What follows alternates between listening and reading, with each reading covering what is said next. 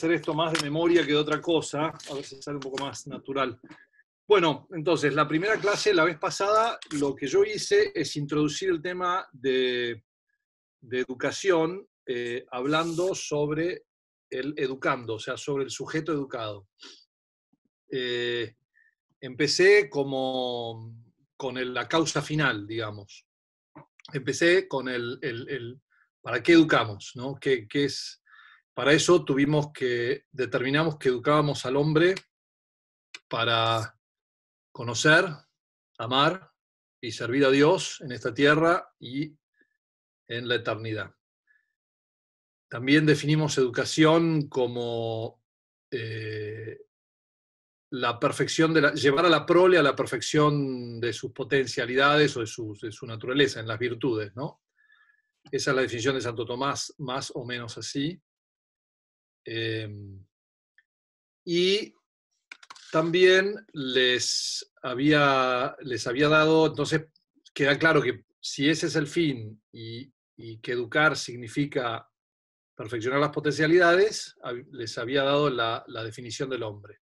¿Qué es el hombre? O sea, tenemos que saber qué es a quién estamos educando. Y el hombre es, entonces, habíamos determinado una persona creada a imagen y semejanza de Dios.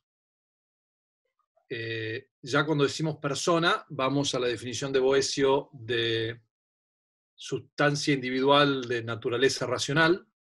Cuando decimos racional, vamos a intelecto y voluntad, o razón y voluntad.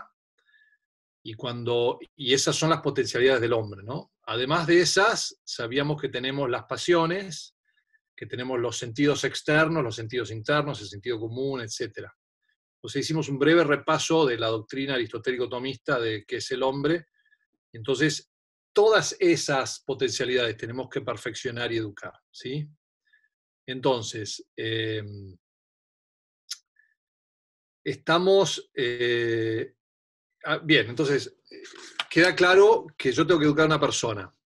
Que la persona, en su naturaleza, al tener intelecto, es para conocer la verdad.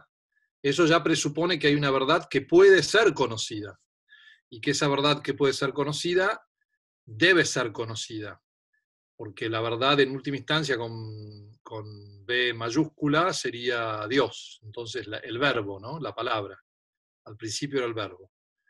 Y que la voluntad es la que es informada por ese intelecto de que ese objeto al que busca es bueno, entonces la voluntad lo desea. Entonces tenemos que formar la voluntad para que desee las cosas buenas, lo bueno, lo bello y lo verdadero. Entonces, hasta acá la teoría, por así decir, de qué es el hombre, qué es educar y qué es lo que debemos buscar como fin. Aclaro que educar no es una cosa que ocurre entre los 6 y los 18 años o entre los 6 y los 30 años, sino que es una cosa que ocurre toda la vida. Todo el tiempo nos estamos educando a nosotros mismos o a otros, para bien o para mal. Bien, ahora me dirán, entonces está todo muy bien, ahora, pero ¿cómo lo hago? ¿No? ¿Cómo lo hago? Y después es ¿por qué falla la educación moderna? ¿No? ¿Cómo lo hago? Yo normalmente doy el problema primero y después la solución, pero me parece que hoy voy a hacer al revés. Vamos a hablar de qué es lo que hay que hacer, y yo creo que cuando veamos eso nos va a ir quedando en claro qué es lo que hacemos mal hoy en día, ¿no? Creo que la última vez les había mencionado a ustedes que bueno, cuando yo estoy educando a un ser humano para Dios, lo estoy educando para su fin último, o sea, lo estoy educando para los fines. Cuando lo estoy perfeccionando en su naturaleza. Y su naturaleza, que es persona, recuerden que también la persona está en relación con otros, es un tipo de naturaleza que es social o sociable, que se perfecciona con otros, porque todas las virtudes se ejercen con otros, ¿no? Incluso la templanza, que es una virtud que ejerce uno sobre uno mismo, pero la ejerce con un objeto externo, sobre un objeto externo, que sea la sexualidad o la comida, etc., o incluso el hedonismo, por así decirlo, los placeres. Entonces, eh, estoy educándome, o estoy educando con otros, y en cierta medida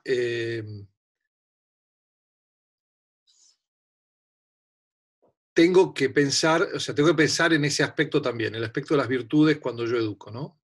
Ahora bien, el hombre es un ser social, con lo cual el hombre nace en sociedad, nace de un padre y una madre, y se perfecciona en sociedad. Sin el padre y la madre no puede hacer nada. Por lo tanto, necesita, de alguna manera, aprender a vivir en esa sociedad para lograr esas virtudes. Yo les había hecho un breve repaso de la política de Aristóteles la vez pasada, indicándoles que de la familia es para sobrevivir, se juntan varias familias en una tribu o en un pueblo, por así decir, pequeño. Esa tribu, clan, pueblo, logra vivir ya un poco mejor, y de esas se juntan varias y logran una polis, que es una ciudad ya autosuficiente que permite al hombre vivir, pero ya no sobrevivir ni vivir, sino vivir bien, vivir según su naturaleza, vivir la vida de las virtudes, y esa vida requiere el ocio. Y el ocio, dice Joseph Pieper en El ocio y la vida intelectual, el ocio es la actividad que uno dedica a la contemplación. Y esa actividad que dedica a la contemplación está perfeccionada, por así decir, es la actividad perfecta del ocio, es la liturgia, o, si quieren, la celebración de las fiestas, el banquete. El banquete celestial y el banquete en esta tierra. Por eso fíjense que cada vez que queremos celebrar nos juntamos a comer algo y nos reímos y miramos las estrellas. ¿Y qué es lo que hacemos? Contamos un montón de historias, nos contamos historias y nos reímos de las historias y agradecemos a Dios y la pasamos bien. Y cuando terminamos ese banquete siempre terminamos con la sensación de, che, qué bien la pasé, qué bueno es fulano, qué bueno es mengano. Bueno, ese banquete es una mera sombra de lo que es el banquete celestial, el verdadero banquete, que es el que nos forma e informa. Ahora bien, yo había mencionado, porque yo había mencionado la última vez que Juanita lo notó, que el hombre en el principio miraba las estrellas, miraba para arriba, y el pecado lo hizo empezar a mirar para abajo, y dejó de mirar las cosas que creó Dios para mirar las cosas que creó él mismo. Cambió la contemplación para saber conocer la esencia de las cosas o nombrar las cosas por el estudio del dominio de la naturaleza a través de sus propias herramientas e inventos. No son malos los inventos del hombre y no son malas las herramientas. De hecho, es una manifestación de esa creatividad que heredamos en nuestra naturaleza de alzar imágenes divinas. Pero es menor, es inferior y es un medio para lograr ese ocio para poder contemplar. ¿A qué voy con todo esto? Que si nos ponemos a pensar, si Joseph Pieper tiene razón y si el pecado contra la vida intelectual es la asedia es una especie de tristeza por las cosas buenas, o sea, por lo bueno, bello y verdadero, es una especie de tristeza por lo arduo de lo bueno y de la vida intelectual y de la vida que estamos llamados a alcanzar, que es la vida divina, la divinización del hombre. Esa asedia, dice Santo Tomás, es un pecado contra el tercer mandamiento. Y el tercer mandamiento, como ustedes saben, tenemos, el primero es amarás al Señor tu Dios por sobre todas las cosas y no tendrás otros dioses delante de ti. El segundo mandamiento es no tomarás su nombre en vano, el nombre del Señor, el nombre de Dios en vano. O sea, en el Padre Nuestro sería Padre Nuestro. Ya llamarlo Padre indica que lo estamos amando como tal, ya lo pone en una posición especial de Padre, de a quien le debemos absolutamente todo, y nuestra única respuesta posible es el amor.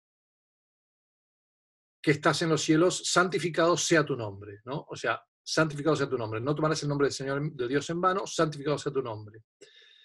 Y el tercero es, venga a nosotros tu reino, que es en realidad es que se viva como se vive en tu presencia, ¿no? Que es el tercer mandamiento, es santificar las fiestas. Ustedes recuerden que el Padre Nuestro es la oración perfecta porque resume los 150 salmos y resume todo el camino del hombre.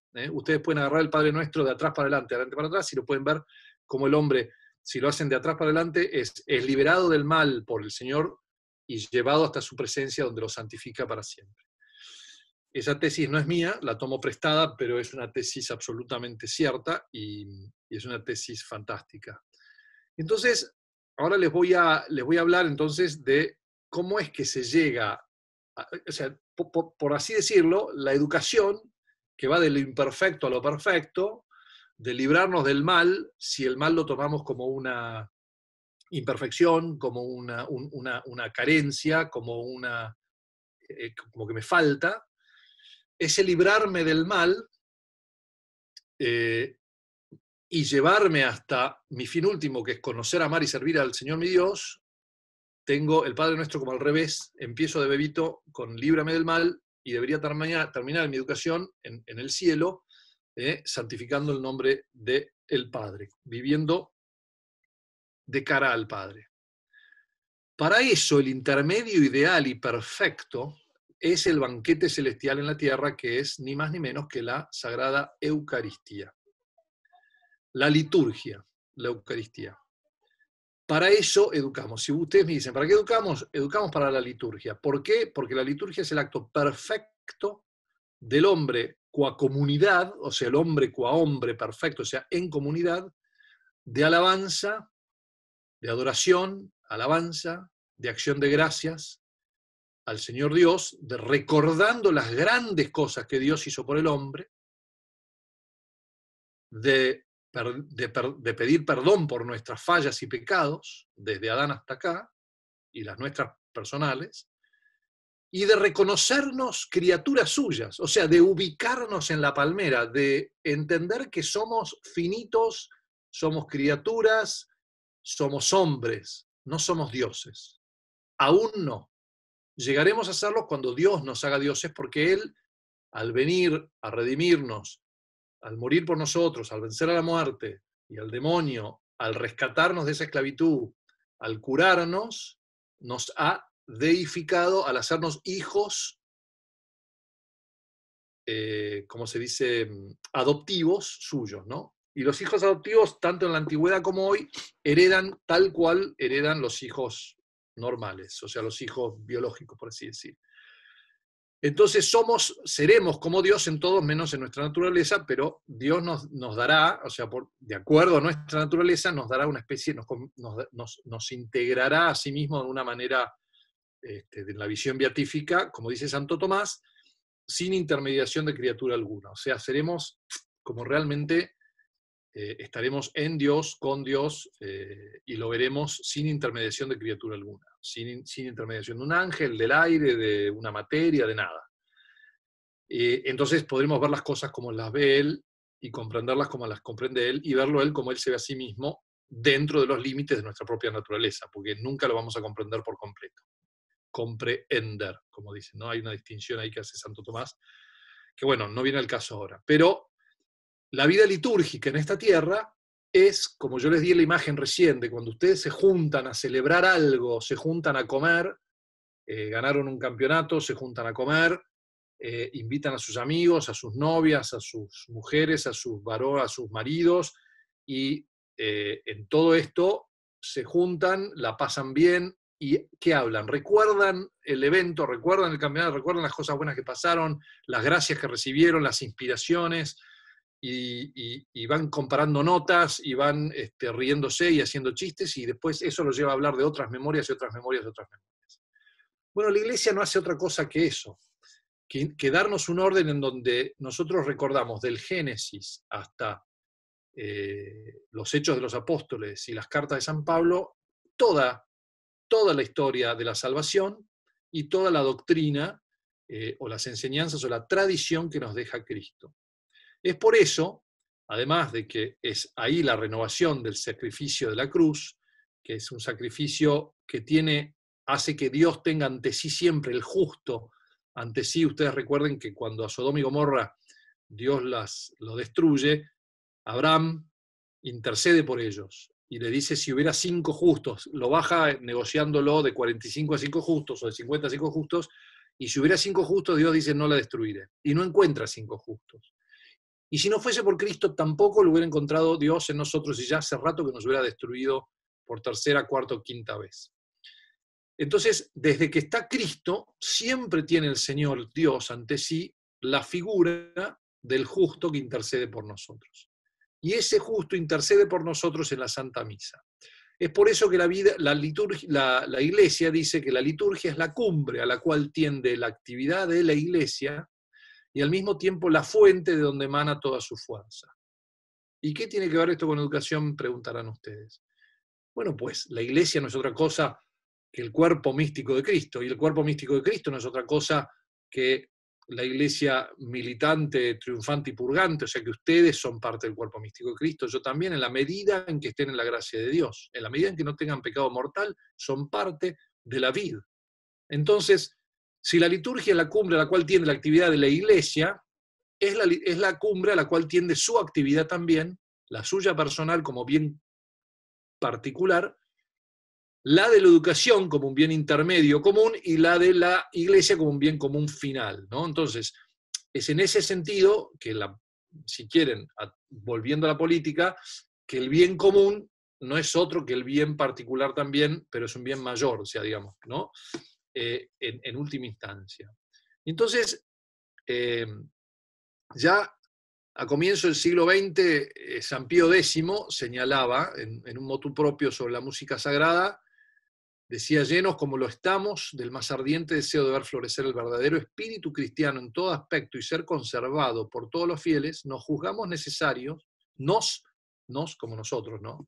Nos juzgamos, no. Nos juzgamos necesario proveer, antes que nada, por la santidad y dignidad del templo, en el cual los fieles no se reúnen para otra cosa que adquirir este espíritu de su primera e indispensable fuente. Ahí tienen la confirmación de lo que les acabo de decir. Lo cual es la activa participación en los más sagrados misterios y en la oración pública y solemne de la Iglesia. A ver, pónganse a pensar, chicos. Los monjes, por ejemplo, cuando viven para la liturgia, eso incluye que ellos también, cuando trabajan, hacen cosas con las manos, materiales, ¿no? Estatuas con la madera, imágenes, tallan bancos para los reclinatorios o los bancos para cantar, escriben libros o manuscritos, toda la historia del hombre, los monjes siempre escribían los manuscritos para poder cantar la liturgia, aprenden los cantos, preservan las tradiciones, trabajan las tierras para entender el orden de la creación y encarnar los salmos, y cantan alabanzas, todo el día cantan alabanzas. Si alguno de ustedes leyó el libro de John Senior, el de la restauración de la cultura cristiana, yo tengo este que es otro, ¿no? Este es la vida de John Senior, pero si ustedes leyeron, o sea, sí, una biografía de él, escrito por Don Bethel de Clear Creek Monastery, pero si ustedes leyeron la restauración de la cultura cristiana, John Senior dice que en realidad el hombre todo lo que hace, lo hace para el altar. Aprendió a pintar para pintar las imágenes de la vida de Cristo y los íconos. Aprendió aprendió a hacer vino para las libaciones. Aprendió a a tallar para hacer, a tallar el oro para hacer cálices, a tallar para hacer altares, etcétera, etcétera, ¿no? Entonces, es verdad que el hombre siempre, hasta la modernidad, hasta hace como 500 años, o un poco más atrás, 700 años, el hombre todo lo que hacía, incluso todo el arte, era para la liturgia, para recordar constantemente quién es él, y el hecho de que Dios lo tiene en tan alta estima que lo considera casi un poquito menos que los ángeles, pero un poco más que los ángeles por gracia, porque el hombre puede comulgar con Cristo, recibir a Cristo y el ángel no, y eso le daba una dignidad de cristiano que lo hacía noble, y esa nobleza lo obligaba a actuar de una cierta manera. Y esa era la manera en que la liturgia, decía Monseñor Lefebvre, la liturgia educa en modales. La liturgia educa no solo en modales, en todo educa. Ahora, que la liturgia es la fuente primera y coronación de toda actividad en la Iglesia es una verdad fundamental que debiera guiarnos a todos. no solo a los pastores y líderes, sino que también a todos nosotros. Pero la verdad es que nosotros vemos un profundo desconocimiento en la práctica. Un profundo desconocimiento de la liturgia, de dónde viene, de cómo fue, de qué es, de cómo se debe hacer, de qué lenguaje usa.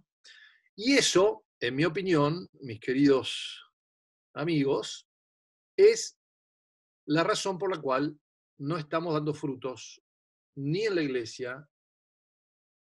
Limito acá un poco, ¿no? Obviamente Dios siempre saca frutos, pero no los que podríamos dar, y mucho menos en la educación. A fortiori, si la cabeza de la comunidad no está funcionando bien, a fortiori el cuerpo va a funcionar también mal. Entonces, para considerar la educación católica, lo que tenemos que entender entonces es cuál es su relación con la vida litúrgica. ¿Cuál es su relación con este banquete celestial, con este hacer? O sea, porque en el fondo nosotros tenemos que preparar a los chicos para participar de ese banquete. O sea, todo alumno debería poder, por ejemplo, cantar, participar del coro, cantar, participar de un coro litúrgico, cantar a cuatro voces, cantar. No solo folclore. El folclore está muy bien porque recuerda las cosas de los pueblos y nuestras y las tradiciones. Pero es folclore. Pero la música sacra recuerda cosas mucho más altas, tiene un objeto mucho más perfecto, recuerda las cosas que Dios hizo por el hombre. Entonces, podemos empezar a intuir o a pensar que la razón profunda detrás de la educación, de la crisis de la educación católica y de la vida intelectual moderna en general, no es la falta de buenos colegios o buenos maestros. La verdad que ustedes deben haber tenido muy buenos colegios y muy buenos maestros. Ni tampoco políticas de estados, ¿no? Muchos dicen que Sarmiento tuvo muy buenas políticas de Estado con respecto a la educación. La literacidad en Argentina fue el primer país en toda Latinoamérica, no sé si en Estados Unidos también, o toda América Hispana, que tuvo literacidad 100%. Ni la cooperación de los padres aman a sus hijos y quieren lo mejor. Ni tampoco podemos acusar a la rebeldía de los jóvenes, porque no es que los jóvenes modernos son rebeldes, todas las generaciones fueron rebeldes. Los cuentos de mi padre son mucho más rebeldes que los cuentos míos, o sea, yo no tengo la rebeldía que tenía mi padre, y mi padre vivía en una época donde no habían las tecnologías y las rebeldías modernas, no existía el rock and roll y qué sé yo qué. Bueno, esas causas, en realidad, si las miramos bien, no son causas, son efectos, son consecuencias. ¿Consecuencias de qué? De la débil o nula relación de la educación con el misterio del culto cristiano. Cultivar y cultura tienen la misma raíz. Y decía John Senior que la cultura no es, o que la educación no es otra cosa que el cultivo de santos. Entonces, de alguna manera, tenemos el tema de que si no hay una relación entre el culto cristiano y la educación, no hay manera de que esa educación tenga fruto. Entonces, ¿cuál es el problema? Hemos desarrollado la vida intelectual y la vida litúrgica en paralelo. Lo típico, por ejemplo, el típico colegio católico hoy en día tiene, como les dije la vez pasada, materias que incluyen religión, todas las materias laicas, las mismas materias que tienen todos los otros colegios, y una misa y sacramentos. O sea, yo tengo acceso a un cura, tengo confesión y comunión. ¿Eso lo hace católico? No. Lo que hace es un colegio laico con sacramentos. No es un colegio católico. Un colegio católico sería un colegio que educa para tener una cosmovisión católica, de manera tal de que el alumno se gradúa viendo lo que ve la iglesia y queriendo o amando lo que ama la iglesia. Entonces, la verdad que no, hoy en día ustedes ven, los colegios no consideran en absoluto y para nada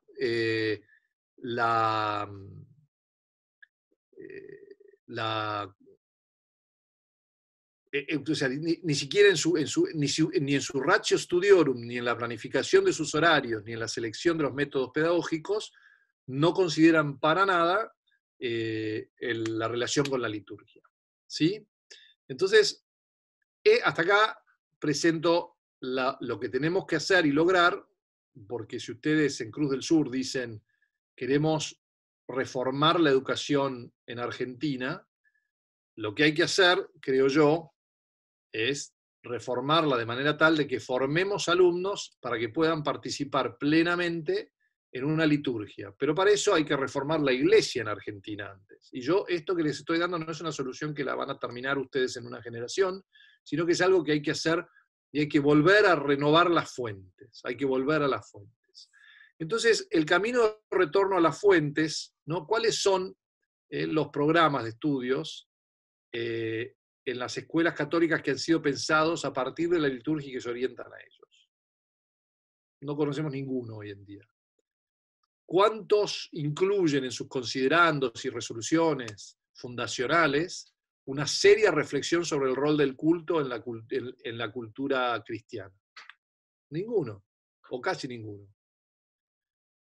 ¿A dónde están las instituciones educativas que ofrecen regularmente a sus miembros una liturgia coral y solemne, no solo en la Santa Misa, sino también en las horas principales del oficio divino? No existen. Yo no conozco, excepto los anglicanos, en algunos colegios high church en Inglaterra, en Estados Unidos, no conozco colegios que empiecen con laudes y terminen con vísperas y que consideren la preparación a la misa como algo fundamental en el día del chico.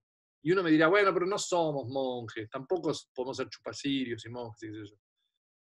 Pero bueno, yo me remito a qué es lo que somos. Somos seres humanos creados, personas, a imagen y semejanza de Dios. Nuestro fin es la santidad, y dice, incluso los ortodoxos, el hombre fue creado para ser divinizado.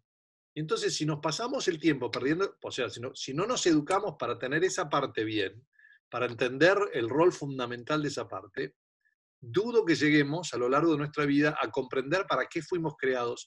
Entonces vamos a rascarnos la cabeza, como suelen hacer muchos chicos, y decir, la verdad que no sé para qué me enseñaron todo esto, porque no me quedó nada del colegio y no entiendo nada de nada. Pero bueno, yo voy a hacer una carrera y después en esta carrera voy a tener una casita y después voy a tener un autito y me voy a casar y voy a tener hijos y los voy a mandar al colegio y va a terminar un ciclo que se parece más al desesperante ciclo budista que termina en la nada, que es una especie de búsqueda de una razón de ser del hombre, para no encontrarla, ascender en una búsqueda superior y superior y superior, hasta que llegamos a comprender que tenemos que trascender la materia y detrás de la materia que hay, no hay nada, dicen ellos. Entonces me disuelvo en la nada y ahí he llegado al fin. Bueno, eso es terrible. No es cristiano.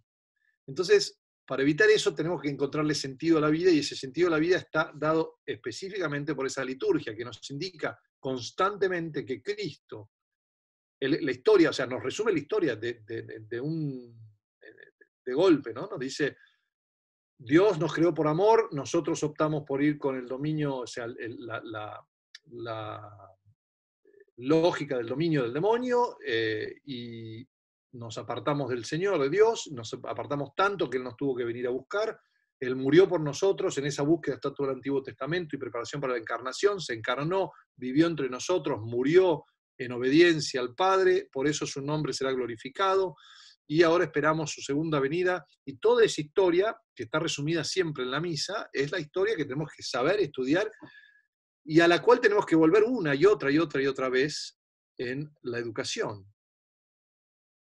Entonces, sabemos que no lo podemos corregir de golpe porque hace 500 años que venimos corrompiéndonos. De hecho, ya hay algunos que objetan el Ratio Studiorum jesuita, y los jesuitas son del 1500, y hay toda una parte de la tradición que dice que no nos ayudó, porque concentró al hombre, el Ratio Studiorum, en las técnicas y artes que hacen el hacer y lo sacó de la contemplación. Y fue la orden que primero reemplazó la oración de la liturgia, el canto de la liturgia, por una oración del rosario o de otra cosa que no sea la liturgia, ¿no? Que no está mal rezar el rosario, pero al sacerdote se le pide, bajo pena de pecado mortal, no que celebre misa todos los días, sino que rece sus horas. Entonces,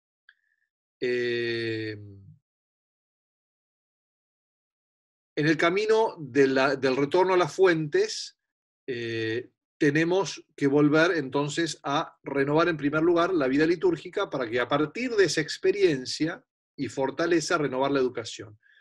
Claro, nosotros tendemos a pensar que cómo sería una educación con la misa como la conocemos hoy en día y decimos, no, como que no llega, como que como que me falta física y química, algo me está fallando acá, ¿qué es esto? Pero yo creo que ahí es pensarlo mal. Es un poco como el debate, no, iba a decir una pavada, pero cuando uno dice, cuando uno debate, no sé, deberíamos cambiar un status quo fuerte, deberíamos legalizar drogas, por ejemplo. Uno dice, no, por supuesto que no, las drogas son malas siempre. Sí, es verdad, pero en realidad es un elemento químico neutral que es mal usado por el hombre y bla, bla, bla, pero uno diría, bueno, a ver, es verdad que yo no puedo decir las drogas ahora son, eh, son libres son legales sin educar al hombre y explicarle y mostrarle ad nauseam el daño que le causan. Porque lo perfecto sería que el hombre virtuoso por sí mismo rechace el mal. No que sea una ley que le diga rechaza el mal. Sí, toda ley tiene como función, porque Santo Tomás dice nuestra voluntad está caída, tiene como función reforzar externamente esa voluntad para que nosotros tengamos un incentivo adicional, que es si yo consumo drogas voy a la cárcel, bueno, no quiero ir a la cárcel, por tanto no consumo drogas y nunca empiezo, ¿no? Que de otra manera por ahí hubiera empezado. Bueno, en cierta manera cuando nosotros pensamos, eh, con esta crudísima comparación, nosotros pensamos, che, bueno, pero si yo tengo que vivir para la liturgia, yo tengo que hacerlo de una manera en que tenga todo el acompañamiento de una educación completamente renovada que apunte hacia eso como un fin. Nosotros tenemos, para llegar a la liturgia, tenemos un lenguaje especial. Repasemos un poco el tema de qué es lo que nos ha pasado, ¿no? El primer paso para retornar a una pujante relación entre liturgia y vida intelectual es estudiar el conocimiento humano, lo que equivale a decir las diferentes formas o modos por los cuales el hombre realiza su religación a Dios, a los hombres y al mundo. Porque cuando se religa con Dios, se religa con los hombres y con el mundo. Pone todo en su lugar. O si quieren usar las palabras de San Buenaventura, el itinerario de la mente a Dios. O el itinerarium mentis in Deum. En Dios o a Dios. Al considerar entonces las diferentes formas de conocimiento humano, tenemos que prestar atención a cómo la liturgia es fuente y culmen de cada uno de estos pasos hacia la visión beatífica. Entonces,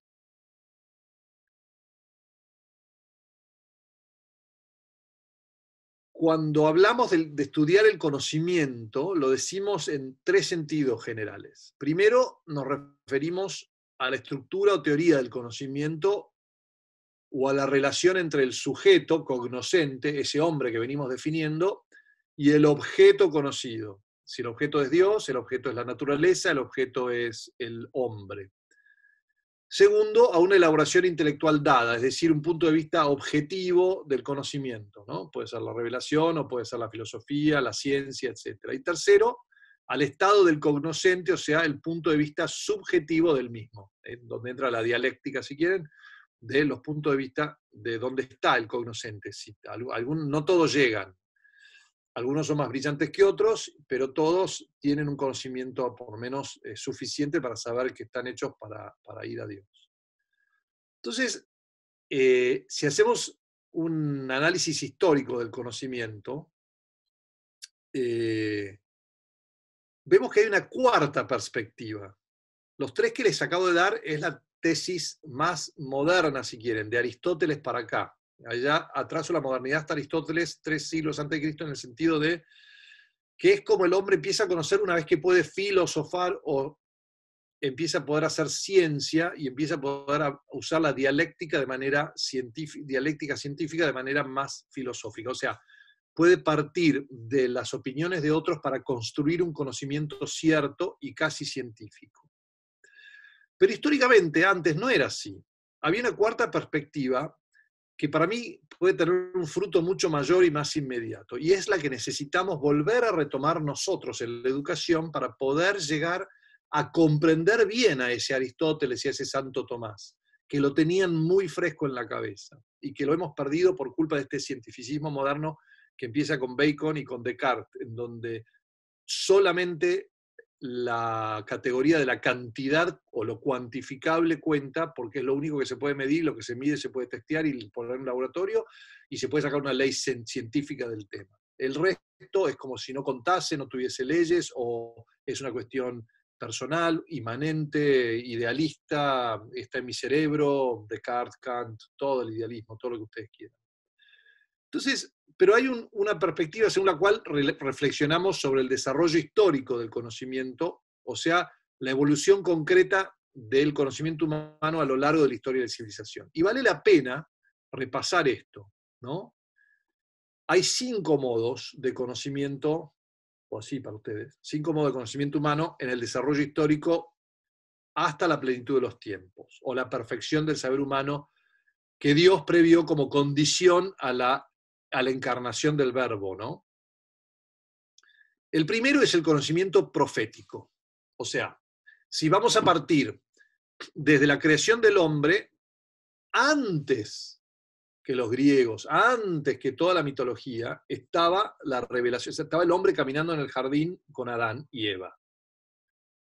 Cuando Adán y Eva pecan, recuerden los 2 mandatos que Dios le da a Adán y Eva. ¿Cuáles eran? Eran, nombrarás todas las cosas, entonces le pasa todas las cosas de la creación y Adán va diciendo jirafa, elefante, agua, palmera, esto, lo otro, y va diciéndolo con un lenguaje que no es como el nuestro, que se queda un poco en los accidentes, sino con un lenguaje que era más esencial, más como diría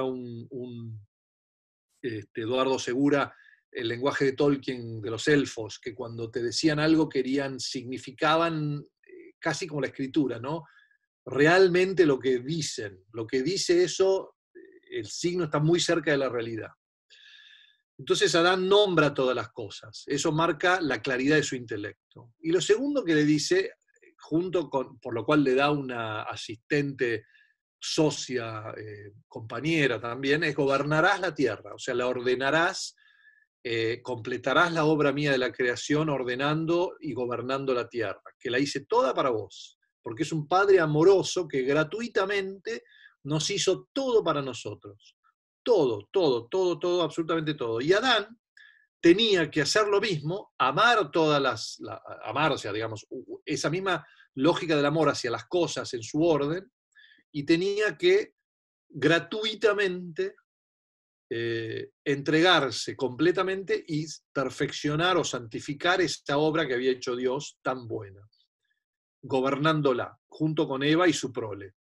¿Pero qué hizo? Llegó la serpiente y le dijo, come esta fruta y vas a ser como Dios, vas a conocer el bien y el mal.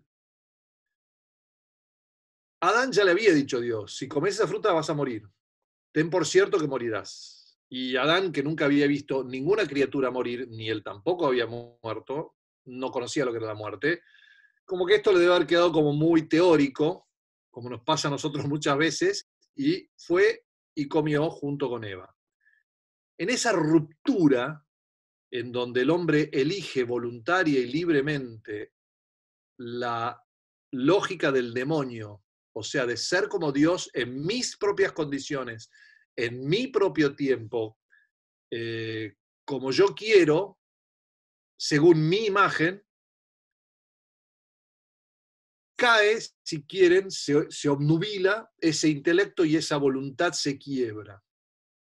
Se quiebra, pero no irremediablemente, porque puede ser reparada por la gracia y por Cristo más adelante. Pero se cierra el cielo y dejamos de caminar en el jardín con Dios porque nos echan del jardín. Y ponen ángeles en la puerta y nos dicen vayan a trabajar, y el trabajo ahora, todo lo que estaba por debajo de ustedes se les va a revelar, así como ustedes se lo revelaron al Padre, y van a tener que conquistarlo un poco a los palazos, o con palas y con el sudor de la frente. Y les darán espinas y van a parir las mujeres con dolor y esto y lo otro de más allá. Bueno, A la serpiente le dieron una muy especial, también castigo muy especial, pero ya nos dieron la primer profecía ahí mismo. El primer lenguaje secreto, profético, misterioso, viene cuando le dice, pero no te preocupes, porque al final el Inmaculado Corazón va a triunfar. Al final, la semilla de la mujer va a pisar con su talón la cabeza de la víbora, de la serpiente. Esa historia, que no es un cuento, sino que es historia y historia verdadera, nos resume un poco ese alejamiento que nos va pasando. Y nos introduce al lenguaje profético como el primer lenguaje, que es un lenguaje que hay que recuperar. Hoy en día estamos al borde del fin de los tiempos, no del fin del mundo, de los tiempos, de estos tiempos, y ahí está lleno de mensajes de la Virgen y lleno de profecías, y la gente dice cosas y todo el mundo corre como gallina degollada, dando vueltas y no saben qué va a pasar porque hemos perdido la capacidad de entender cómo se debe interpretar un lenguaje profético, que incluye el acto libre del hombre, la capacidad del hombre de redimirse, de actuar como los de ninivitas, ponerse cenizas en la cabeza, hacer sacrificio y penitencia y alejar el castigo que merecemos por nuestro pecado siempre, ¿no? Entonces, el conocimiento profético llega ahí.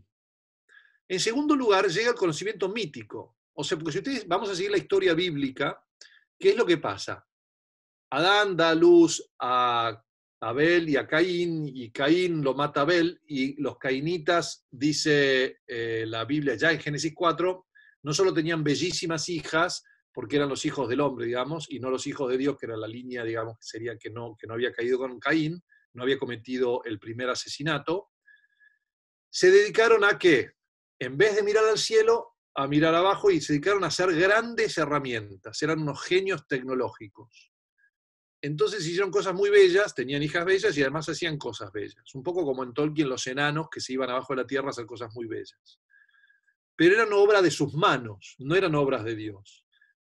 Y entonces el hombre se va enamorando de su propia obra y se va olvidando de Dios, y nace la ciudad de Dios, los que siguen a Dios y se concentran en él como Job, como los hombres justos de la Biblia, y nace del otro lado la ciudad del hombre, que dice San Agustín. Y el hombre se corrompe, y se corrompe, y se corrompe, y se corrompe tanto que Dios tiene que mandar un diluvio. Y si ustedes quieren ponerlo de alguna manera, en esa corrupción entra, si quieren, ese hombre de las cavernas, o ese hombre primitivo, o ese hombre violento, del que habla la prehistoria o la historia.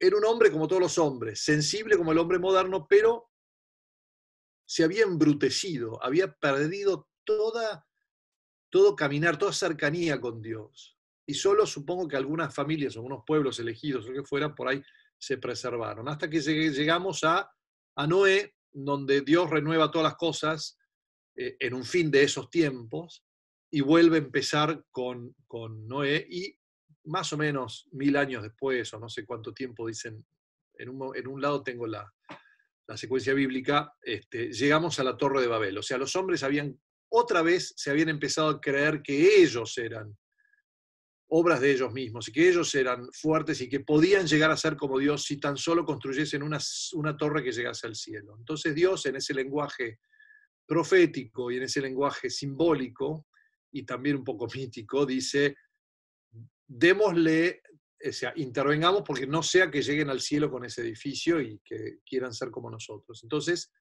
le dan los idiomas, le confunden las lenguas, tal vez ahí se origina el trivium como lo conocemos hoy, pero bueno, no, el trivium es anterior, está en el verbo. Pero bueno, se dan las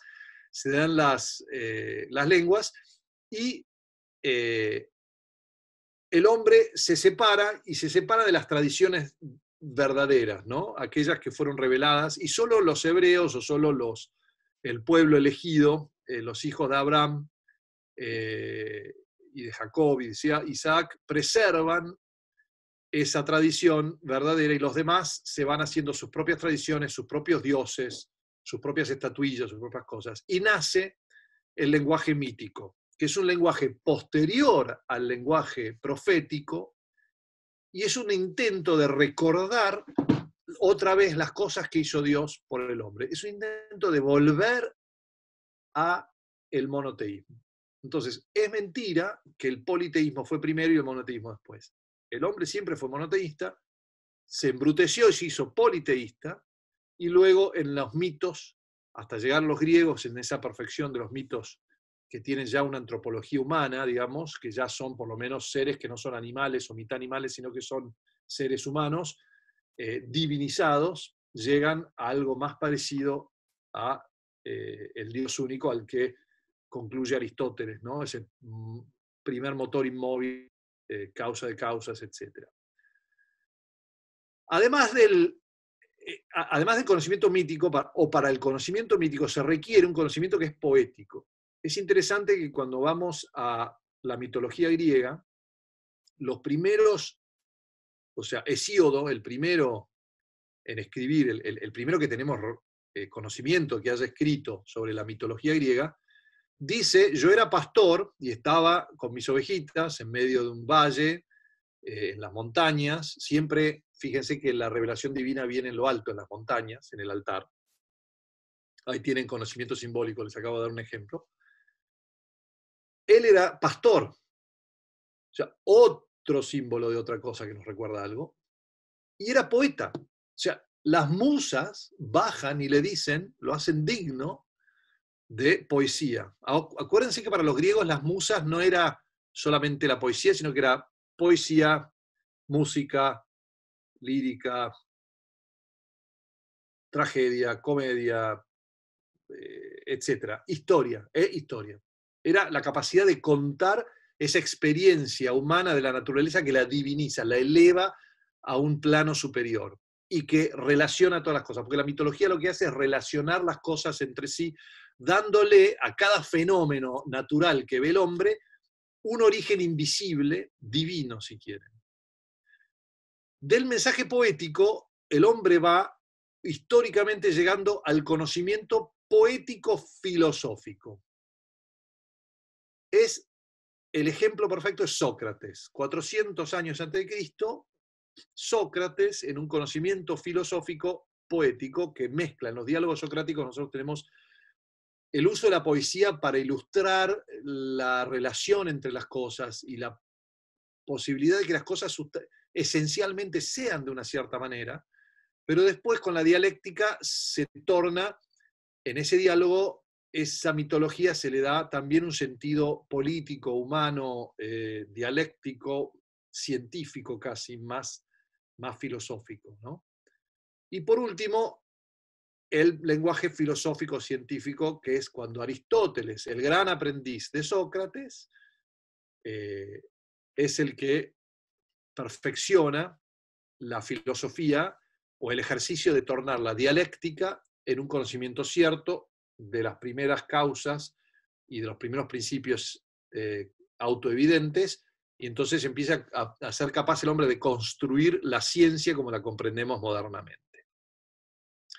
Y vamos viendo en esto que cada una de estas formas tiene un lugar legítimo en la educación y que todas se enriquecen mutuamente, pero que todas también sufren una corrupción específica o su negación al acceso a la verdad de su manera específica. Y que lo que nosotros nos vamos dando cuenta es que en la educación moderna estamos recibiendo solamente una corrupción, en el mejor de los casos, un conocimiento filosófico-científico, y en el caso típico, una corrupción tecnocrática de ese conocimiento.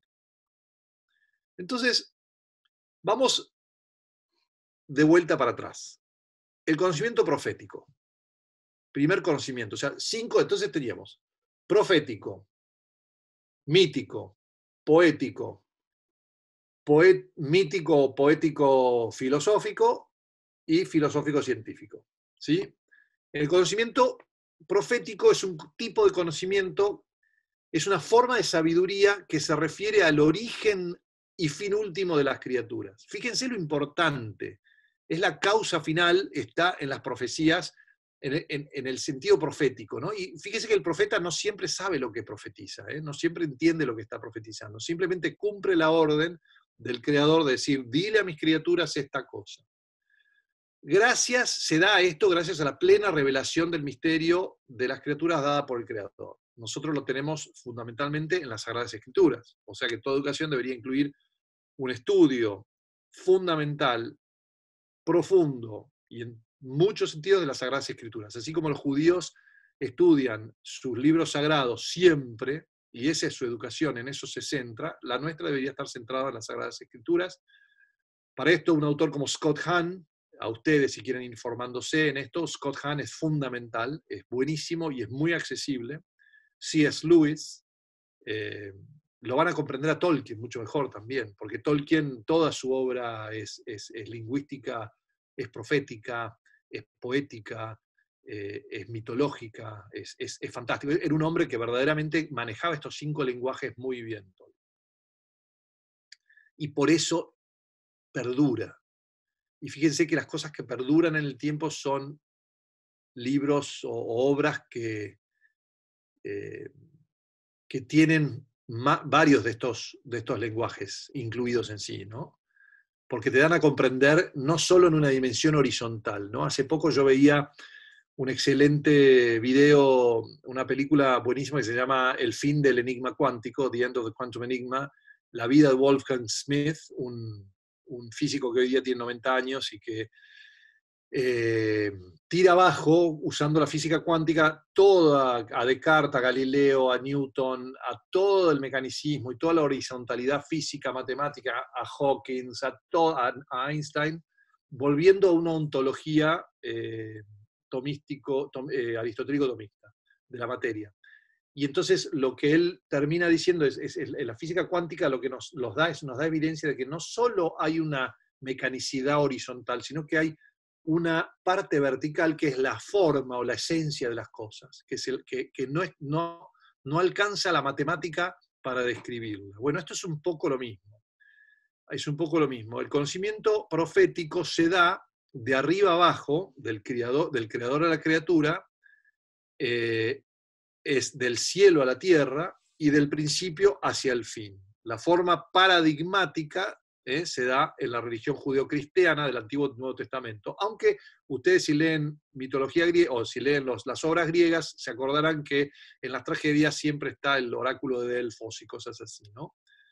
Y las profecías, lo que es interesante de las profecías es que, propiamente dicho, las profecías no son una revelación de un misterio, sino que es un poco un descorrer la cortina y mostrarnos que, como nosotros actuamos así, y después asá y asá, lo que va a ocurrir en el tiempo naturalmente es esto. Entonces mi profecía es, según lo que vos venís haciendo, es esto. Es como si fuera el conocimiento científico de Dios donde te está diciendo, mirá, por ahora no entendés la teoría científica, pero créeme, cuando vos prendés fuego acá, vas a tener un incendio acá.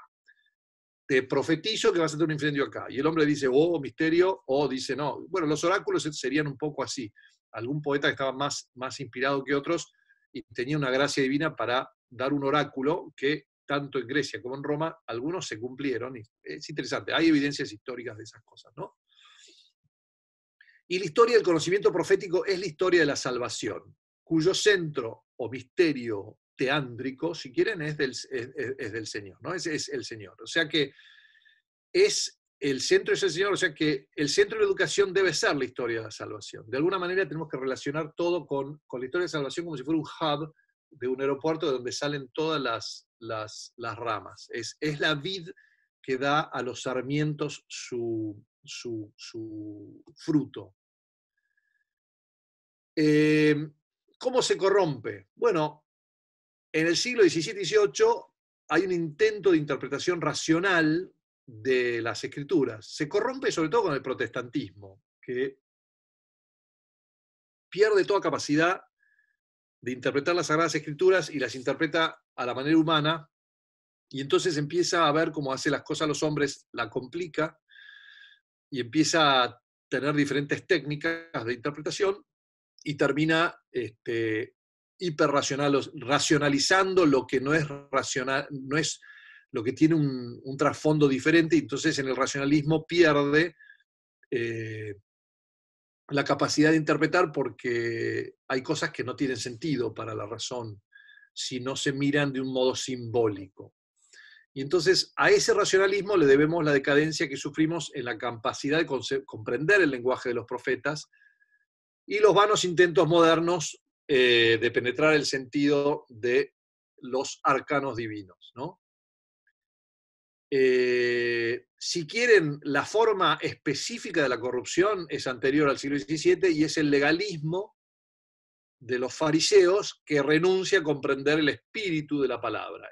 Es encarnado perfectamente en los fariseos. El ejemplo de los fariseos es la corrupción del mensaje profético. Los fariseos habían perdido todo menos la razón. Eran cruelísimos porque eran hiperracionales. Y para ellos no tenía sentido que un ser que se humillase al mango, que Dios se hiciese hombre y se humillase al mango y que muriese en la cruz. Para ellos el poder, el poder político era el modo, y el ejército fuerte era el modo de conquistar y a otra cosa mariposa. Y por otro lado tenemos también otra corrupción que es el materialismo representado por los saduceos, y esas dos corrupciones impidieron que reconociesen a Cristo cuando llegó. Entonces, nosotros la repetimos en el cristianismo, en ese racionalismo que legaliza la relación entre Dios y el hombre. Los ortodoxos tienen una relación más sana porque consideran a Cristo como el gran médico, ¿no? Médico y nosotros, el médico de almas, y nosotros somos almas enfermas. Entonces ellos tienen toda una terapéutica de enfermedades espirituales. Nosotros hablamos mucho en términos legalistas, ¿no? La redención, una compra de la esclavitud, una especie, y lo tornamos una especie de contrato racional que nos lleva al mismo error que el rey Saúl, al mismo error que los fariseos, que es, si yo cumplo con estos 12 pasos, automáticamente voy a ser santo. No, no, no y no. Vos vas a ser santo por la gracia de Dios. Los 12 pasos lo podrás hacer, pero eso es muy moderno. Todas las devociones modernas es, si hago 9 de estos, 5 de aquellos, y 3 de estos, y una cadena por WhatsApp, soy santo. Si no paso cadena por WhatsApp, quedé condenado. No, no es así. Es Dios el que me hace santo según, y me da la gracia, y yo tengo que tratar de identificarme con Dios. Hasta ahí el conocimiento profético. Vamos al mítico. El conocimiento mítico, como le dije, es el tránsito del hombre a través del politeísmo para volver a ese monoteísmo. Es importante entender que el mítico es posterior al profético, que es una cuestión es después de la caída del hombre. Entonces, el hombre, Dios paralelamente le da la revelación a los hebreos, pero va y crea otro pueblo que le da la gracia de contemplar. Y esos son los griegos. Y a los griegos le da la gracia de contemplar, y en esa contemplación los griegos tienen la llave de interpretación de lo que los judíos son, de la revelación que le hace a los judíos. Y no es hasta la plenitud de los tiempos, cuando lo van a visitar los griegos a Cristo, que finalmente Cristo, el verbo, la palabra, el verbo que hizo todo y sin quien nada fue hecho, dice, por fin ha llegado el momento de que el Hijo del Hombre pueda revelarse. Palabras misteriosas, ¿no? Que los apóstoles le van y le dicen, Señor, hay unos griegos que vienen a visitarte. Y él dice, por fin ha llegado el momento, como diciendo, ¿qué tiene que ver eso con nada? Pero Cristo lo que nos está diciendo ahí es esa clave, los escritos de Benedicto XVI son muy buenos para esto, esa clave griega es la clave que nos ayuda a interpretar bien las Sagradas Escrituras y a comprender no solo el lenguaje profético, sino el lenguaje poético y simbólico, ¿no? Y los mitos manifiestan ese esfuerzo y capacidad del hombre de un cierto conocimiento divino. Porque si hay algo que los griegos tenían claro era que el hombre venía de Dios o dioses, y de que era como Dios o dioses porque tenía esa libertad. O sea, el griego había podido resolver casi todo lo que lo rodeaba, pero no terminaba de entender la libertad del hombre. ¿Cómo puede ser que hombres tan heroicos como un Aquiles, como un Héctor, tengan que morir tan trágicamente? Las tragedias son manifestaciones de esa desesperación un poco griega de la libertad humana, que no puede ser resuelta sino por Cristo, con la redención. Entonces ellos eran hiperrealistas. En geometría nunca pasaron las 3 dimensiones, tomó un Descartes hacer eso, que separó la realidad de la cantidad de la realidad, y creó la potenciación. Los griegos, para ellos no tenía sentido ir más allá de un cubo o de las figuras perfectas. Era como querer hablar de algo que no existe. El cero tampoco era un número para ellos, porque no existía. Entonces ellos, dentro de ese hiperrealismo, también tenían esos mitos. Y hay en el resultado de los mitos, hay una profunda coincidencia, siquiera una interpretación que el hombre hace de las realidades que lo rodea, que también, en este caso es al revés que el conocimiento profético, va de la tierra al cielo. Y en la medida que lo va logrando, ese ad celum va sirviendo como una preparación oblicua para entender la verdadera naturaleza de lo divino, que va a ser en su conversión, cuando, bueno, ellos ya habían predicho el descubrimiento de lo divino en el cosmos. Cuando llega Cristo, ellos están listos para comprender. Hasta ahí espero que esté claro, ¿no?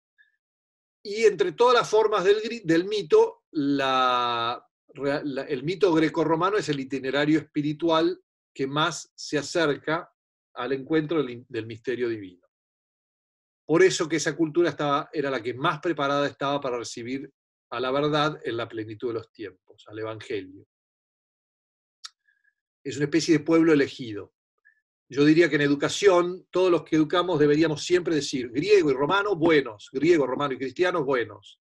Los persas, los otros, podemos ponerlo de otro lado, pero griego, romano y griego, siempre los chicos, estos son buenos. Por más que hayan tenido sus perversiones y sus locuras, eran fundamentalmente gente ordenada en lo fundamental, en lo político, ¿no? Entonces estaban alineados para ese bien común trascendental. Luego tenemos el conocimiento poético. A ver, ¿cuál es la corrupción del mito? Es simple, son los mitos perversos de otras culturas que no te llevan a la verdad, sino que te llevan a una cosa completamente ilusa, ¿no?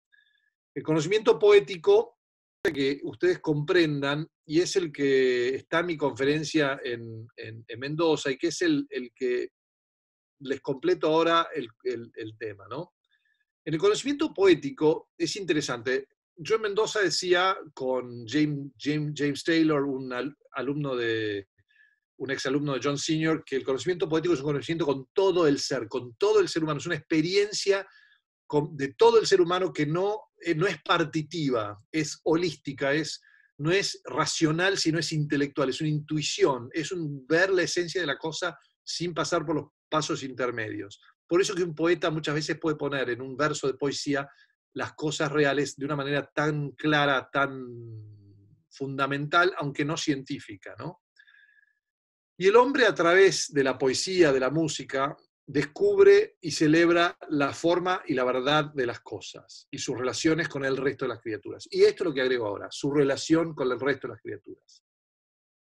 Es muy personal este conocimiento en el sentido de persona, porque es un conocimiento que está hecho para entender las cosas dentro de un contexto. Es como si tuviésemos en Hoja de Nigel, el cuento de Tolkien, pintaba un cuadro, pero él no entendía lo que pintaba, y cuando se va al más allá, él pasa a entender y a terminar de pintar ese cuadro, y es una cosa fantástica.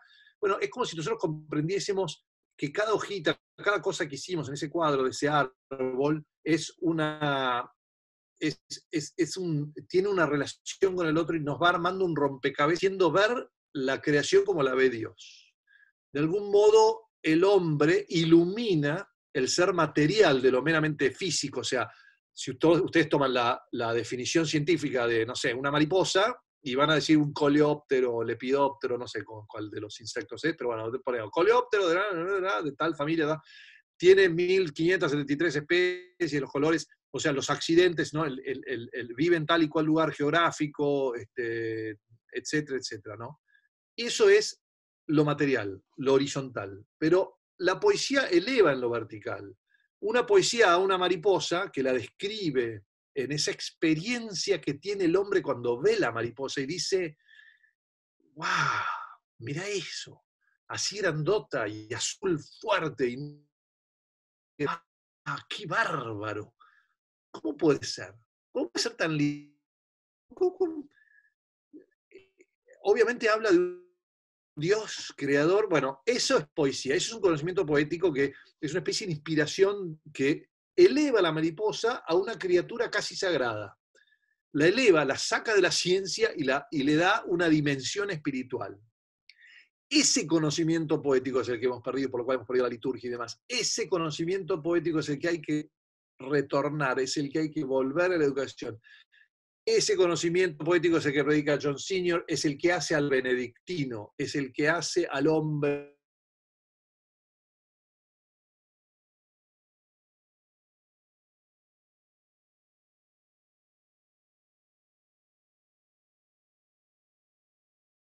El creador estaba mirando para abajo sus tuercas y su motor roto en el desierto y el Principito le decía que mire para arriba a las estrellas y le hacía preguntas que lo llevaba a un conocimiento poético. Recuerden que el Principito en sus dibujos de la boa que se había comido el elefante, decía los seres, los grandes ven un sombrero, son científicos, ¿no?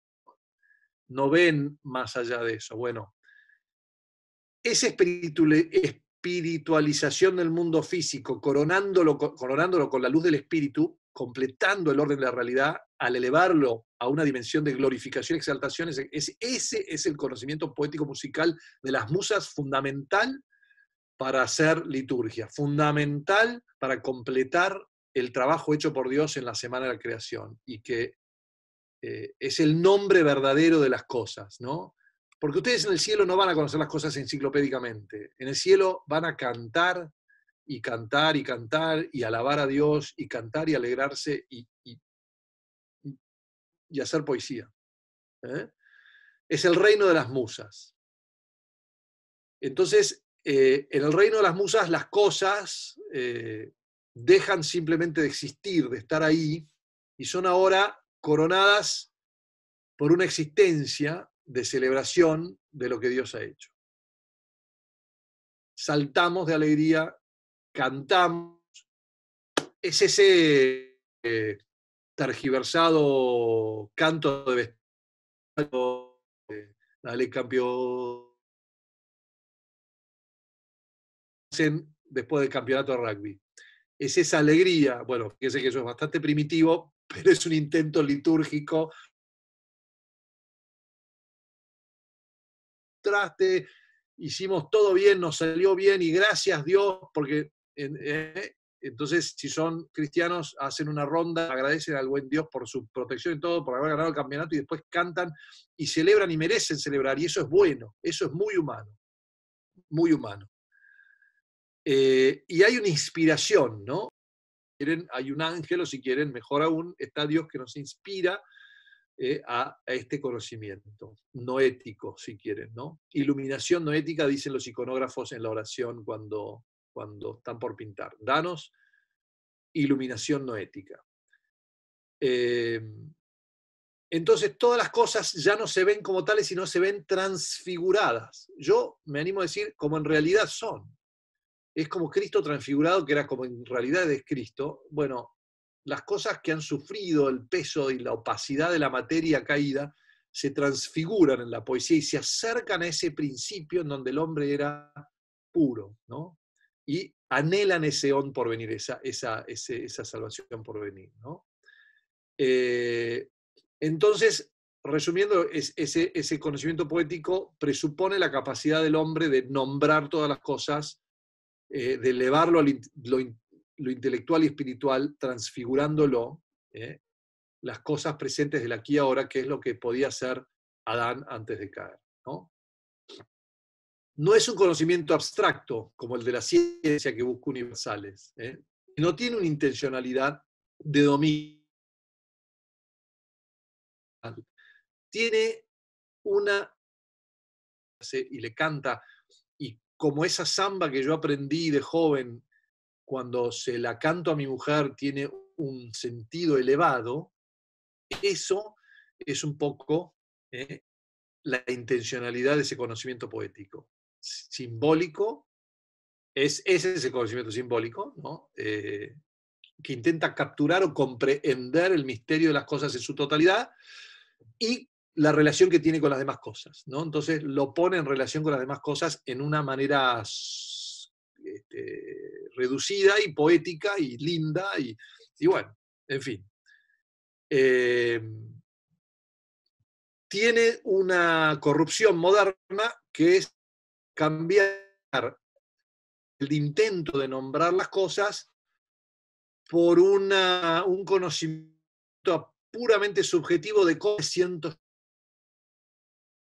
yo, cómo me siento. Es lo mismo en el arno, usted tiene en el arte tradicional que imita la naturaleza y se ajusta a la regla de la naturaleza, las proporciones áureas, a los colores, al reflejo de los colores, y tiene el arte moderno que no tiene ningún sentido de nada con nada y que en realidad lo único que hace es poner sobre una tela o sobre un material el vómito de los sentimientos de la artista. Es la de puro subjetivismo, de que arte es una cuestión subjetiva, y bueno, y ahí tenemos el resultado. Habiendo dicho esto, empezamos a entender más a Sócrates, porque el próximo conocimiento es el mítico poético dialéctico o el mítico o el poético filosófico de Sócrates, ¿no? Platón, si quieren, la figura arquetípica, o Sócrates en sus diálogos, en él tenemos el redescubrimiento de lo divino en las cosas. Mezcla la mitología griega con una poesía lindísima de cómo, por ejemplo, a las acciones de una cuadriga.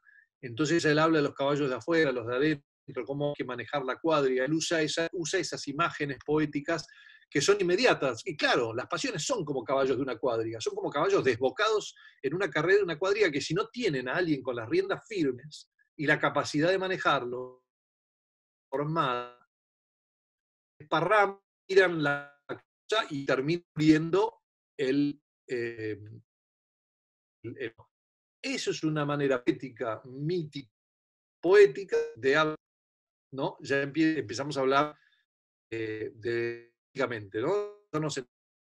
Pero de esos símiles o metáforas o analogías empieza a surgir un diálogo platónico eh, en donde se empiezan a analizar así, tal cual, no, yo lo veo como esto, como aquello, y de eso se empieza a destilar despacito un comienzo de una filosofía. ¿Eh? Un comienzo de una filosofía, una especie de temor, comienza con el asombro de que las cosas sean como son, un temor reverencial por la verdad, por eso que Sócrates se pelea siempre con los sofistas, porque no tienen respeto por la verdad y lo matan los sofistas, y las conclusiones que voy teniendo las considero casi científicas, prometo, es así, lo veo así, es así, es así, es así. Ocurre con los ritos litúrgicos, es decir, con el misterio del culto. No podemos reducirlo por una explicación catequética. ¿No? Así tampoco podemos reducir los diálogos a un conocimiento abstracto, una serie de silogismos. No es eso.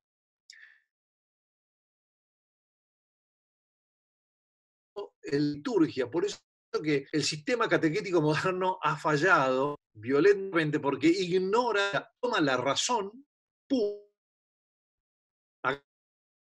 de vuelta el modernismo, el racionalismo, toma la razón y pasiones, se olvida de todo el otro misterio del hombre. Por eso que nos atrae Santa Teresa de Ávila, porque sus poesías hablan de la experiencia espiritual del todo, o San Juan de la Cruz, o los benedictinos, o el Tantum Ergo, o el Pangelingua, todos estos de Santo Tomás de Aquino, los himnos al Santísimo Sacramento, porque reducen, o sea, dicen poéticamente tal cual. Si ustedes eh, lean una traducción del Pangelingua y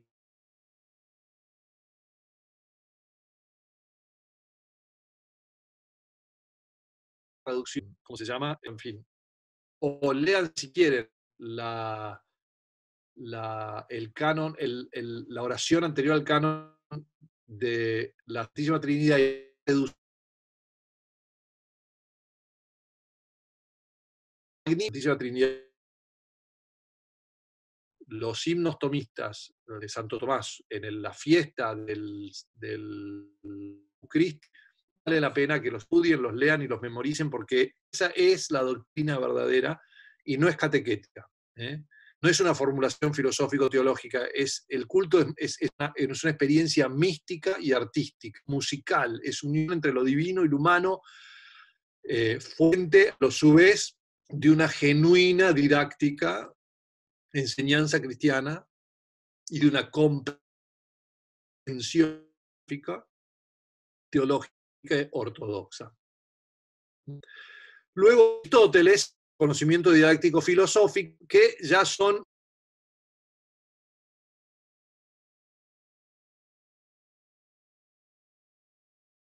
les leo algunas en el quinto libro, en cuanto a posible, pero sin la ciencia de cada objeto particular, en la metafísica de Aristóteles, es la ciencia teorética de los primeros principios y de las primeras causas, también en la metafísica de Aristóteles, es el estudio del ser en cuanto usa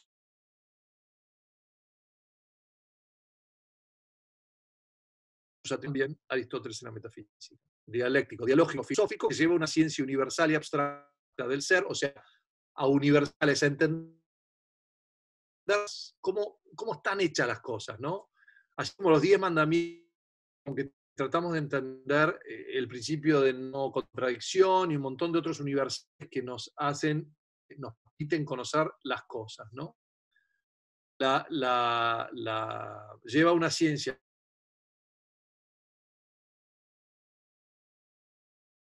con la teoría, es decir, la contemplación de la verdad eterna, cuya primera manifestación es el mismo cosmos. En Aristóteles hay concreto, abstracto, concreto. ¿A qué les hace acordar? ¿No? Matemáticas Singapur, concreto, abstracto, concreto. La buena didáctica en clase, concreto, ejemplos concretos, pregunto, distingo, saco una definición abstracta, vuelvo a aplicar lo concreto y ahí voy creciendo. Y es como avanza el conocimiento aristotélico y que tomado por todo Occidente hasta la modernidad, donde nos vamos al enciclopedismo. Dentro de esa secuencia nacen todas las ciencias, ¿no? Entonces, de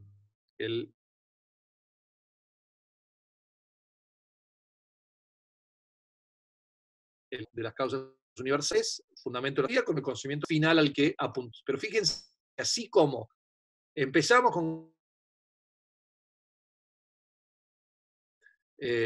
mítico, simbólico, poético, y después vamos a en los chicos también se da mucho más fuerte la capacidad del conocimiento profético simbólico, o sea, el simbólico y las profecías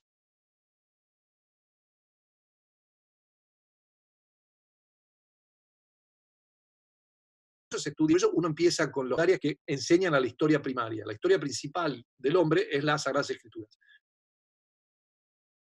Comenzar, los niños deben hacer a fondo una Sagrada Escritura vivida, actuada, cantada, citada una vez más en la misa,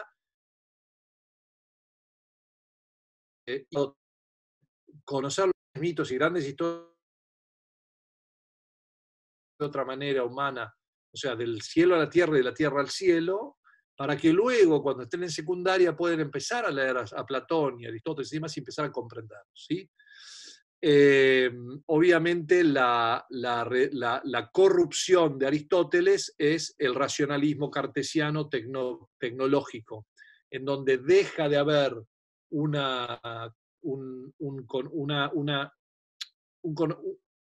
conocimiento de que hay cosas, de que lo visible se explica por lo invisible, que la providencia tiene su lugar, y pasa a ver simplemente un hombre que con la tecnología resuelve todas las cosas, ¿no?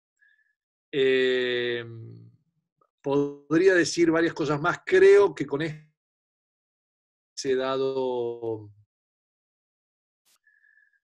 bueno, bastante, y queda claro que a ver, en la aproximación al conocimiento simbólico, o sea,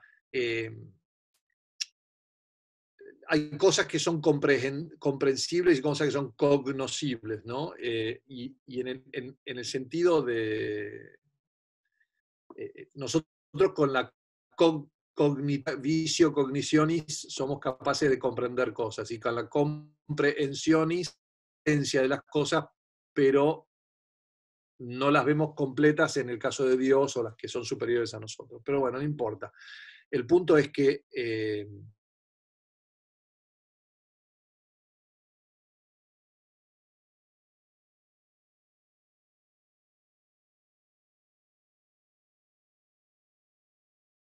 fundamentalmente haciendo aquello para lo que fue creado, que es buscar, escuchar el cuento, la historia que me cuenta mi Padre en el cielo, de cómo me creó, todo lo lindo, las cosas buenas que hizo, cómo yo desobedecí, pero después volví, cómo Él me buscó, todo esto, y qué tal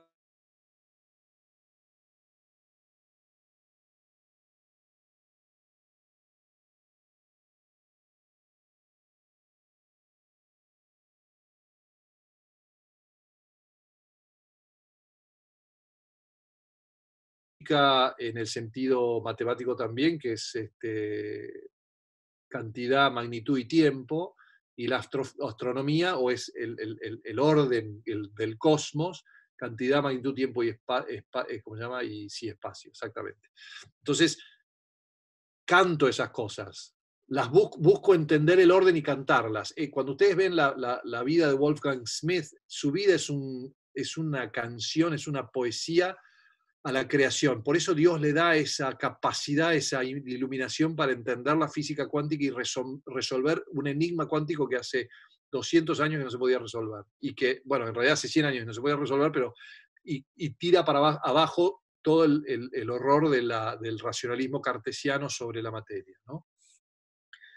Entonces, la iglesia visible, invisible, divina y humana es simbólica, poética, o es la hacedora de signos por excelencia. Son signos que ella me da y que me apuntan hacia un lugar. En concreto, nosotros tenemos, vemos, por ejemplo, en un signo, los símbolos son, Montes es Antiguo Testamento el menor, el mayor es Nuevo Testamento porque es superior. El monte es donde ocurren los misterios divinos, donde Dios le da los mandamientos a Moisés, le baja la ley, donde Cristo se transfigura, donde Cristo es crucificado, donde... Entonces ahí incluimos el madero, el árbol del bien y del mal, el árbol del paraíso es el mismo árbol del que después se hace la cruz, que es el mismo árbol, ese es el árbol verdadero que nos lleva, ¿no? En verticalmente, o sea, no simbólicamente hay un signo que nos lleva a la cosa, ¿no? Bueno, esa misma relación que tienen las cosas entre sí, yo les di dos ejemplos pequeños, está todo en la liturgia, hay que estudiarlo, pero también está todo, debería estar todo en, en, la, en la educación. Y en nuestros días hay tal hambre de misterio que ya esto preanuncia, para mí, la posibilidad de una restauración litúrgica. Y les digo por qué. Usted y no, porque ya tenemos una hora y media larguita. Fíjense dos ejemplos, ¿no? Uno es Gutenberg, el invento de la prensa, ¿no? de la imprenta. 1490 y pico, ¿no? Justo antes de Lutero en 1517. Mirá cómo el demonio también sabe lo que hace, ¿no? La prensa, ¿qué hace? Nos permite escribir la Biblia y multiplicarla enormemente. Antes la escribían los monjes con sumo cuidado e ineficiencia, pero con mucho estudio y meditación, porque mientras que escribían despacio, cada versículo lo meditaban. La imprenta hace una máquina tecnológica que imprime y saca Biblias. De ahí que se pueda traducir la Biblia a la Vulgata a cualquier idioma. De ahí que se deforma toda la interpretación bíblica, pero más que nada, de ahí que se empieza a pensar que el conocimiento está entre cuatro esquinas de un ojito.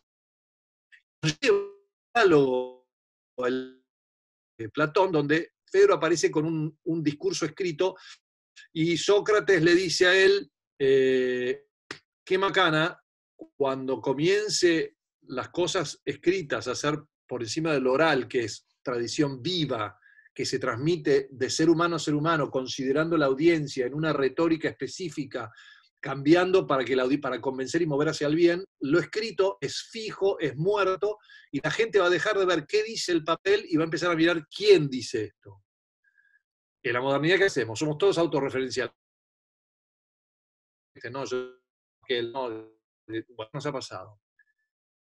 Vamos 500 años después de la imprenta y llegamos al año 2000, donde en una época los chicos ya no leen más. No leen más.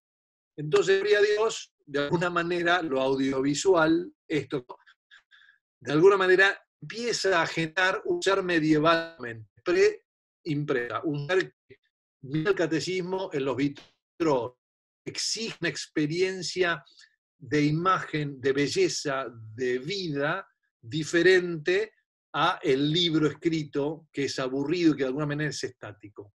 Y entonces empiezan, para mí, ahí hay una semilla de una posibilidad de una restauración litúrgica muy importante, de una generación que es mucho más sensible a lo que fueron ingenieriles de nuestros antepasados, que con Julio Verne y todo esto se enamoraron para acá de toda la tecnología del hombre, ¿no? El segundo, para que ustedes entiendan dónde estamos en América Latina, el ejemplo histórico, la visión post-tridentina predominante en el cristianismo occidental, es una medida antisimbólica. Es, basta de todas estas huevadas protestantes, vamos a fijar la cosa litúrgica, sacamos todas las liturgias, enfocamos en la escolástica, que es la prueba racional apologética en contra del protestantismo, perdemos la patrística un poco, que era mucho más poética y simbólica, y empezamos a decaer en diferentes liturgias que se hacen absolutamente rococó, y que le pifian a los símbolos, y que van haciendo que el hombre empiece a desconectarse porque no sabe, ya termina no sabiendo para qué cornos está ahí parado enfrente en misa. Y termina, bueno, nosotros, estoy hablando Trento 1570, o sea que estamos hablando de que América Latina está educada, digamos, y fue conquistada, educada y evangelizada por esta mentalidad barroca, iluminista, que bueno, nos lleva a lo que tenemos hoy en América Latina, que no es lo mismo lo que sufrió Europa, porque tenía 500 años de tradición y cultura, otros directamente con esto. ¿Está bien? Entonces, con esto creo que